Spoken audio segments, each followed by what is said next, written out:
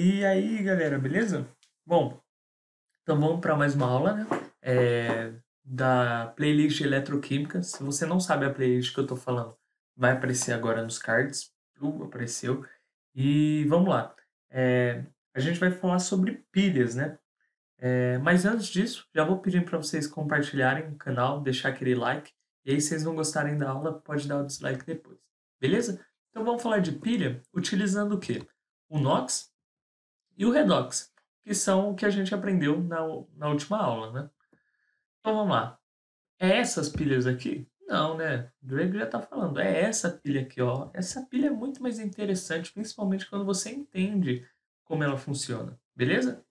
Bom, a pilha que a gente vai falar é a pilha de Daniel. Tem outros tipos de pilhas? Tem, mas a princípio a gente vai falar como se fosse o inventor da pilha, assim, que é o Daniel. Qual Daniel? O cantor ou do BBB, né? A gente tinha que descobrir. Nenhum. O Daniel é o John Frederick Daniel. Ele foi o cara que inventou a pilha de Daniel e como químico é criativo, ficou o nome pilha de Daniel. Olha aí, sugestivo, né? E como que é essa pilha? Bom, ela é exatamente isso. O que acontece numa pilha que a gente tem hoje, essa que você põe no controle da TV, no carrinho de controle remoto, é algo muito parecido com isso. O que ele fez? Ele pegou uma solução de sulfato de zinco e uma solução de sulfato de cobre, que é azul. É uma solução muito bonita, o sulfato de cobre. Quando ele está em estado sólido, ele fica azul, é bem bonito. E colocou uma barra de zinco metálico puro e uma barra de cobre metálico, conectou com um fio e percebeu que a luz acendia, beleza? E a gente vai entender o porquê disso. Bom, então, como eu tinha dito, uma solução de sulfato de cobre, porém, essa solução, CuSO4, sulfato de cobre, se dissociava em Cu2+, mais SO4 2-, beleza? Reparem que o NOx aqui nos reagentes, o total dá zero. E o NOx aqui nos produtos também dá zero. 2 mais com mais menos 2, zero. E o mesmo acontece com o sulfato de zinco. Ele se dissocia em zinco 2 mais e sulfato 2 menos. Certo? Bom, e aí o Daniel mergulhou placas metálicas de cobre e zinco, por ser uma substância simples, o NOx de cada placa metálica é zero. Então, por exemplo, ele mergulhou essa placa de cobre e essa de zinco. E lembram, como é uma substância simples, o NOx dessas placas é zero, beleza? Grava essa informação. Ele conectou essas duas soluções com um tubo em formato de U, chamado de ponte salina. Tá vendo isso daqui? Isso é a ponte salina. Ela conecta as duas soluções, tanto a de sulfato de cobre quanto a de zinco. Por que, Wesley? Por que existe essa ponte salina? A gente já vai ver. Mas por enquanto ela não é tão importante assim. O que é legal a gente saber é que a ponte ela é o que fecha o circuito, né? É o que faz dar o curto. E dentro dela, por que ela é chamada de ponte salina? Porque dentro dela tem um sal, que normalmente é o KCl, o cloreto de potássio. Quando ele conectou essas duas placas com um fio, ele percebeu que a lâmpada acendia. E nesse momento, quando a lâmpada acendeu, ele também teve uma lâmpada acesa na mente, ele também teve uma ideia. O que ele percebeu enquanto ele pensava? Que se a lâmpada acendeu quando ele conectou os fios, quer dizer que estava passando elétrons, certo? Porque a energia é eletricidade. Mas ele não sabia de onde estava indo esse elétron, se estava indo do cobre para o zinco ou do zinco para o cobre. E aí passou o tempo, ele percebeu o seguinte, que a placa de zinco estava menor e a placa de cobre estava maior.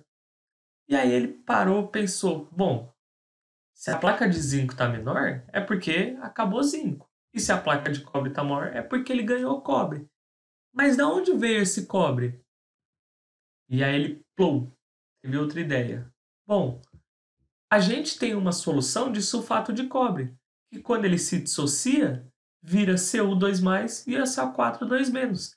Então, nossa, o cobre dessa placa veio da solução. Só que aí tem um problema. O NOx da placa não é zero, e esse cobre aqui não é 2+. E o que acontece? Como que faz esse cobre 2+ ficar cobre zero, né? Então, a gente vai ter o cobre 2+, mais 2 elétrons, que vai ficar cobre 0 de novo. Então, nossa, isso é uma reação de redução. O cobre 2+, passa a ser um cobre 0. Então, o que acontece aqui é nada mais do que uma redução da nossa solução que vira a barra metálica. Olha que louco. E o Daniel viu muito minha aula, né? E ele aprendeu que na química do basquete, se uma substância reduzir, a outra tem que oxidar. Então, se o sulfato de cobre reduziu, logo o sulfato de zinco vai oxidar. Então, a gente tem o zinco, sulfato de zinco, se dissocia em zinco 2+, mais SO4 2-. Só que o que aconteceu? No cobre, a solução virou metal. Aqui, o metal vai virar solução. Então, nosso zinco 0 vai virar zinco 2+, mais 2 elétrons menos. Ou seja, ele oxidou, o NOx dele aumentou. O NOx dele era 0, passou a ser 2+. Certo? Então, o que a gente chega nisso? Que o cobre acontece uma redução e o zinco acontece uma oxidação. Por que o cobre acontece uma redução? Porque ele era 2+ e passou a ser 0, e o zinco era 0 e passou a ser 2+. Beleza? Só que aí tem um porém. Se isso é uma pilha, eu tenho que ter polos positivos e negativos. Concorda? E o que o Daniel pensou? E o que eu acho que vocês também podem pensar? Vocês sabem que não posso colocar um garfo na tomada, por quê? Porque eu tomo um choque. Ou seja, o ferro, os metais, são excelentes condutores de eletricidade. E os elétrons são energia, né? Então, se o zinco, essa solução aqui, ficou toda carregada de elétrons, porque ó, ele gerou elétrons, né? O zinco passou a gerar elétrons. O que isso quer dizer? Que essa barra conduziu esses elétrons para eles. E os elétrons têm polo, têm força negativa, né? Carga negativa. Então, ou seja, esse zinco ficou todo cheio de carga negativa. Se ele ficou cheio de carga negativa, então ele é o polo negativo da nossa pilha. E se o zinco é o polo negativo, então o cobre, nossa, é o polo positivo da nossa pilha. Olha que louco. Então Daniel conseguiu perceber que o sentido dos elétrons era do zinco para o cobre, certo? Mas aí vocês podem perguntar, para que serve a ponte de Salina, né? A gente não falou nada dela ainda. Bom, um exemplo. Esse cobre 2+, ele virou cobre 0, certo? Ou seja, a nossa carga positiva aqui diminuiu. Isso pode acontecer? Não. A gente tem que equilibrar isso. Como que a gente equilibra? Com a ponte de Salina. Por quê? Porque a ponte de Salina é um cloreto de potássio e ele se dissocia em K+ e Cl-. Ou seja, o cobre, a partir do momento que a solução de sulfato de cobre virou barra, a gente teve menos cargas positivas. Então, o potássio vai passar pela ponte salina e devolver essa carga positiva para a solução. Ou seja, o K+, que é o potássio mais, é um cátion. Por quê? Porque ele está carregado positivamente. Lembram da tabela periódica? Lembra da catiânia? Cátion, ânion? O cátio fica do lado esquerdo da tabela periódica e o potássio está do lado esquerdo da tabela periódica e os ânions ficam do lado direito da tabela periódica. Cátion, carga positiva, ânion, carga negativa.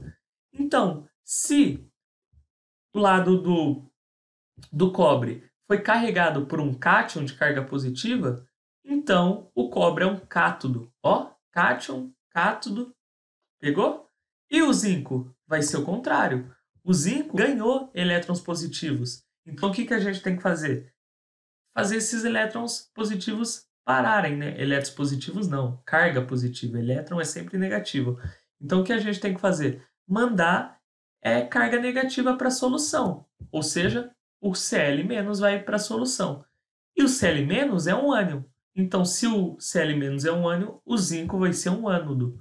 Então olha, cátion, cátodo, ânion, ânodo. Beleza? Então é para isso que a ponte de Salina serve. Ela serve para equilibrar a carga da solução. O cátion ou o cátodo vai servir para dar carga positiva para a nossa solução e o ânodo vai ser para dar carga negativa para a nossa solução. Certo? E aí com isso eu tenho CRAL. Nossa, mas o que é CRAL, Wesley? Bom, cátodo reduz, ânodo oxida. É uma frasinha. O cátodo é o nosso polo positivo e ele vai reduzir. E o ânodo é o nosso polo negativo e ele oxida. Ah, Wesley, é cátodo. Se você quiser chamar de cátodo, catodo, catodô, ânodo, não importa. O que vocês têm que entender é que o cátodo reduz e é positivo, o ânodo oxida e é negativo. Certo? Existem outros tipos de pilha, Wesley? Existem. Por exemplo, as pilhas secas de Lanclanché, as pilhas alcalinas, que são as nossas pilhas hoje de comuns, né? E as pilhas de dióxido de manganês ou pilhas de lítio, que os responsáveis são esses caras aqui. Esses caras são Stan Lee, Akira Yoshino e o John Gondeuchi, acho que é o nome dele. E eles são os vencedores do Nobel de 2019. Então, eles fizeram as baterias de íon lítio e eles ganharam o prêmio Nobel com essas pilhas e baterias. Por que eu estou trazendo eles aqui?